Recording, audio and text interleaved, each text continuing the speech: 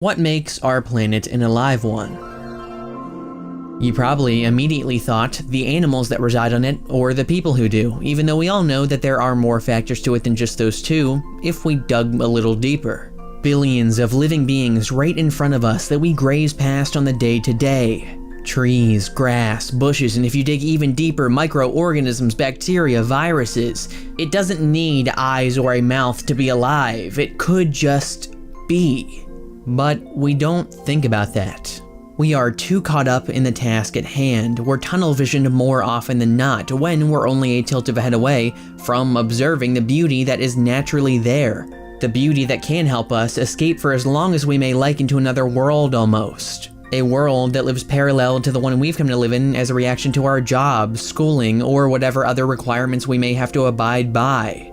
Even when we're away from those said obligations though, the case still remains to be the same as we get wrapped up into hobbies, and I've come to notice that the more I play through games from all types of genres each and every day.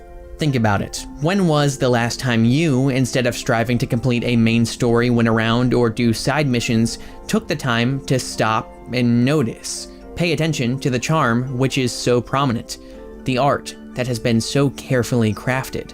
It's not often we play a game the wrong way in the form of deviating from the point of it, but when we do, the new perspective we gain can be life-changing in so many manners.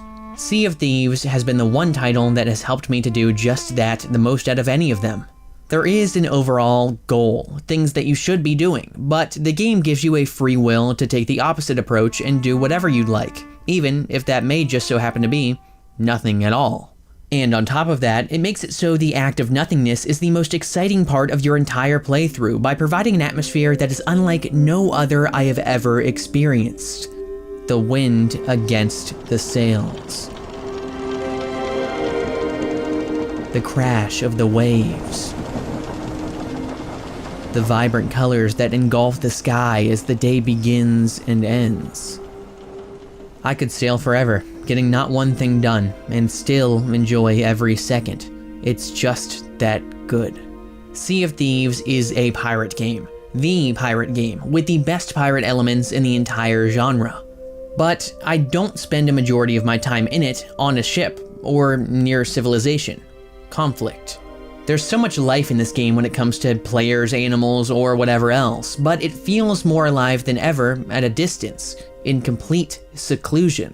That does make sense though, because with the stylized art style the game has, it's hard to feel any bit of immersion standing next to an NPC. Whereas foliage can still get the job done as long as it moves, sounds, and appears near what we see in actuality. But what if the nature cemented in a game has all of those attributes with a bit more added realism? Well, Ghost of Tsushima can answer that question. By far being one of the most, if not the most, interesting and breathtaking games in the past few years, it really gets somewhat close to feeling like real life. It's incredible and massive in scope with blooming environments and varying color schemes alike that give off an outstanding sense of whimsy, one only akin to our world. The humans that inhabit the towns and villages are also a huge step up from Sea of Thieves. However, more realistic or not, they aren't believable enough, and I don't think they could ever be. It's not really about how they look that sells the fact that they are lifelike. Truth is, they just aren't, they're robots. Games are different. While our real life has many factors that make it qualify under the category of living like humans and animals, for me, I believe a title can only provide just one of those factors to be in the same boat, the flora. And it could be any title at that, a first-person shooter, an MMO, brawlers, dungeon crawlers. No matter what is going on at any point in time, death, destruction, onslaught, nature lives on and will continue to forever, even if we all just stopped playing whichever game and deprived each one of human-controlled life. It's sort of like what we experience here on Earth. If we stopped upkeeping the cities or areas we reside in, abandoned them, nature would reclaim its spot, and the structures would live on even without anyone living in them. Or if you think about it on an even broader scale, there will come a day when nothing will step another foot on this planet. We will be long gone. And everything we have built or created through our blood, sweat, and tears will be swept away, buried, or overgrown all the same. No facial features. Life, nevertheless. Living as we know it will someday die, but everything will be as alive as it has always been. We don't have to be there to know what that would look like either. Take The Last of Us, a post-apocalyptic release only set about 9 years in the future. Completely overrun by vines and moss, this game simulates exactly what would happen if maintaining our current infrastructure came to a halt. But what if that didn't even happen? What if other, more robotic creatures took control of our role now, in a future time with which we don't much exist? Stray tells the story of a feline that was mistakenly trapped inside of a city full of electronic counterparts that make it their main mission to create an economy aligned with our own. While completing their tasks, another main issue blooms overhead, the world outside the walls, which is full to the brim of greenery and home to the family of the main protagonist. In attempts to keep the city a dystopian cyber paradise, the robots fight to restrain any form of nature from getting into their area, while, simultaneously, the cat fights to return back home to its loved ones, in the unrolling and reclaimed surrounding perimeter. The Last of Us and Stray may be a stretch in terms of if they could actually happen, but they still provide the same thing, a realistic depiction of abandonment and desolation, and what would happen as a result of humanity ceasing to exist nearly as much, or not at all. There are many more examples out there, but while they boast their semi-realism, the more fictional-leaning ones always hook me to a far greater degree emotionally. That's why the newest Zelda games are so special. They provide beauty through their world building even past the lack of resolution. With Hyrule in ruins, Link has to find a way to scour the remnants and survive in the vast open world, leaving many to not attempt to complete the main story a majority of the time. Instead, where this game shines most is in its survival aspects, the foraging and exploring, and there's nothing more to thank than the atmosphere for that. It almost feels as if you stepped foot inside of a painting. It's breathtaking, and honestly, the reason it grabs the strings of my heart in ways that other games cannot. There's a reason for that. If you compared a picture you took of a memory to seeing that memory when you were living in it, being able to view it out of your own eyes, the picture would never be able to compete. It couldn't do it justice. Photos can capture those moments and through connections you have with the instances make you feel a certain type of way, but they cannot do what a painting could do, give you those feelings through the illustrations of a never-seen-before setting.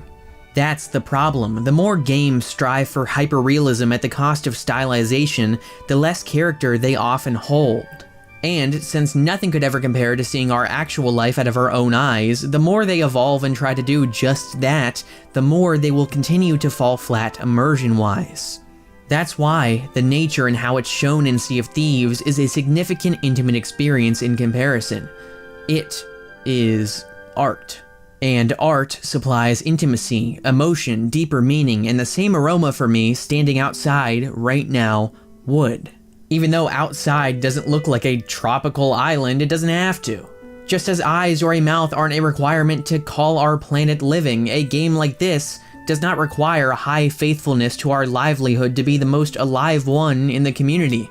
And Sea of Thieves is just that for me. Life away from my life, but ever so connected. Games often provide a great escape away from most of the struggles we have, the weight of the burdens we carry.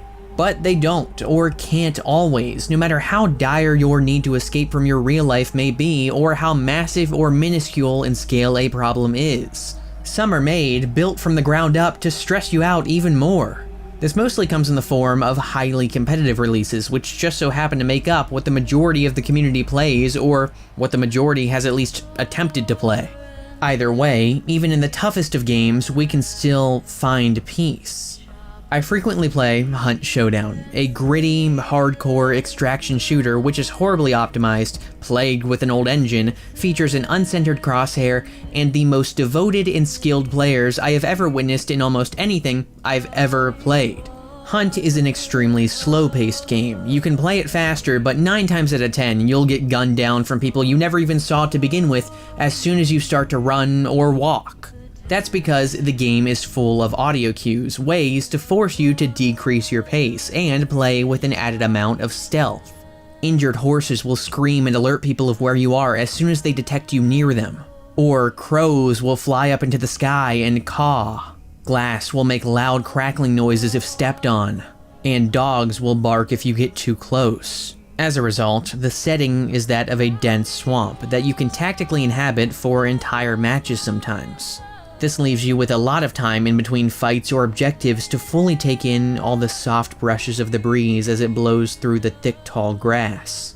Or to take in the cicadas that sing in melodies that drown out distant gunfire, making it only a secondary thought in the moment of zen you are exploring with each deep inhale and exhale. Some will say that this is a poor way to play that game, or any game for that matter. But for me, I wouldn't have it any other way.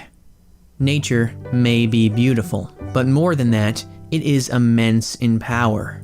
It can divert our attention away from the grueling tasks at hand. It can help us learn to notice more, learn how to be comfortable with the thought of nothingness, not having or doing anything.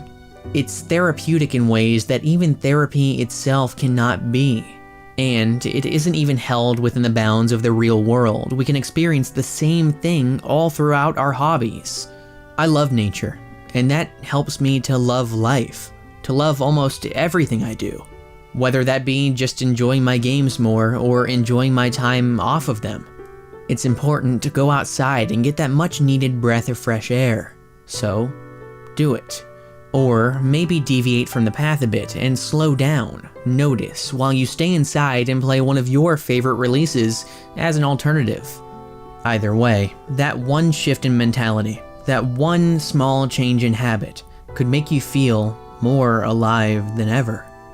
Thank you for watching. You matter. I'm not just a person behind a screen, and neither are you. We're real, with real heartache, real hardships. And I hope that I could provide you with somewhat of an escape away from yours in this brief time here today. If you choose to stick around, have a blessed rest of your day. If not though, have a blessed rest of your life. I hope to see you again soon.